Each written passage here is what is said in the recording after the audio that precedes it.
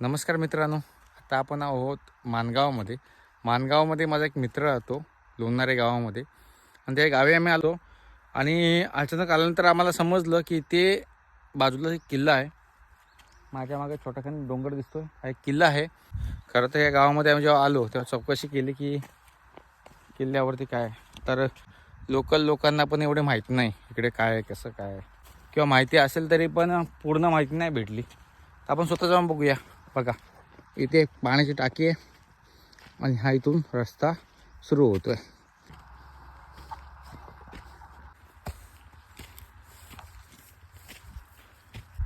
डोंगर छोटा वाटत होता खाली, फक्त पूर्ण वाट पण नाही, काय पण नाही. असे गावतातून वाट करता यायला लागते, शोधत जायची आपल्याला वाट.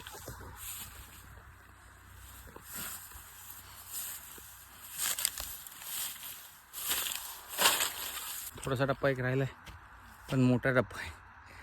वरती बघा, असा टप्पा आहे. त्या इथून दिसतो झेंडा. बस पोचलोय आपण. जे आपण बोललो ना पाण्याची टाकी, ती इथे आहेत. या इथे त्याचं नाव का मित्रांनो, त्याचं नाव आहे पन्हाळघर दुर्ग, बरं का. तर ही पाण्याची टाकी आहेत. एकूण 1 2 3 4 5 टाकी आहेत. आजपासून सुमारे 2000 वर्षापूर्वी महाराष्ट्रामध्ये सातवाहनांची राजवट होती आणि त्यांच्याच काळापासून घाटवाटा उदयाला आल्या. आणि त्याचाच एक भाग म्हणून या घाटवाटा ज्या डोंगर रंगातून जात होत्या, म्हणजे आपण राहतो कोकणामध्ये आणि या घाटवाटा जायच्या वरती पैठणला त्यांची राजधानी होती. तर मग ह्यामधले जे घाटवाट काय होते त्यांच्या रक्षणासाठी ज्या डोंगरांवरती पाण्याची व्यवस्था होती, किंवा मग ज्या ठिकाणी सैनिकी तळ उभारले जाऊ शकत होते, अशा ठिकाणी त्यांनी आपले किल्ले बांधले. आणि त्या ठिकाणी अशा प्रकारची बघा पाण्याची टाकी खोदली.